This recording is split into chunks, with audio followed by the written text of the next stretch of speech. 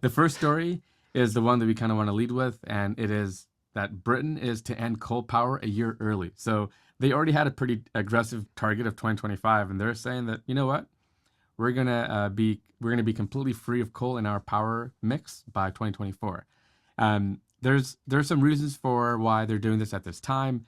They want to be able to announce this. It sounds good at the 2021 United Nations Climate Change Conference, which will be in Glasgow this year in November. So I think at this point, what's really fascinating is every country wants to come off as like being forward thinking and being green and thinking about the future. So this is just one of those ways that they're doing it.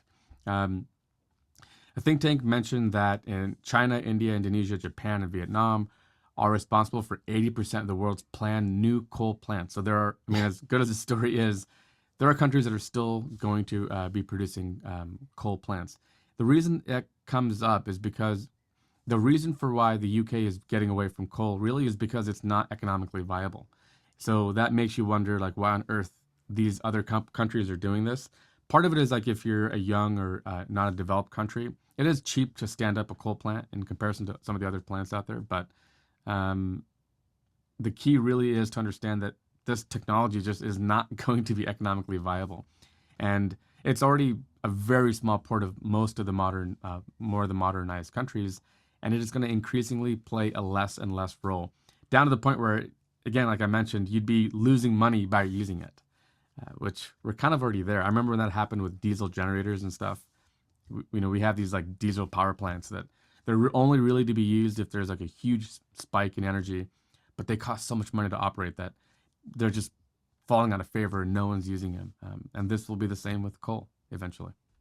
Yeah, the one thing I would want to bring up about that, the economics, is in the article they were talking about how it's if countries are going with coal, a new coal plant over the life of the coal plant is actually going to lose $150 billion that could be wasted over the course of going with coal.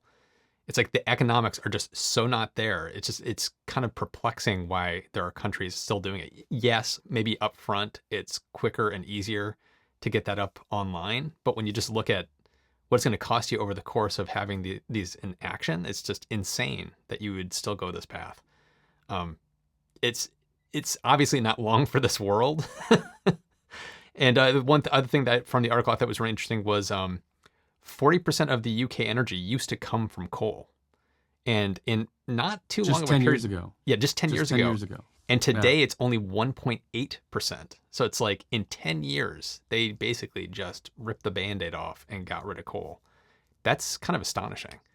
The last coal plant, I believe, is going to be, this is one of the things that are getting kind of criticized for. It's in Cumbria, which I think is in the northern part of the UK.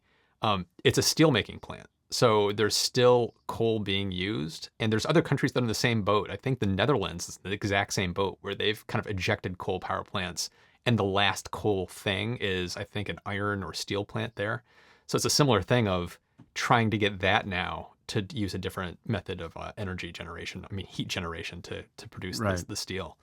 But So we want to get it's away from using coal yeah. to, evaporate water to make steam, to run a turbine, to make electricity, which is foolish. But Hmm. currently, you're right. We still need coal in the interest of melting metals and But you can during a shift lot to of things like intense heat. natural gas and hydrogen for that kind of stuff. Very And like true. I believe that's what they're doing in the Netherlands. The company that does the coal for the production, they've talked about in the next 5 to 10 years they're going to be transitioning off of coal for that as well. So it's like there are paths forward for this. But the one in Cumbria, I believe, is going to be a new facility, which is one of those kind of giant question marks of why are you still going down this path now when there's other options that are available. Yeah, exactly. Also, I want to give a thank you to Michael Altoon, who recommended this story. He's one of our patrons on our Discord for my channel. I believe he might be as well for yours. I know he loves you as well. So it just kind of goes to show you that please, like let Yes. us know, write to us. We listen to your feedback and we love covering the stuff you guys bring up.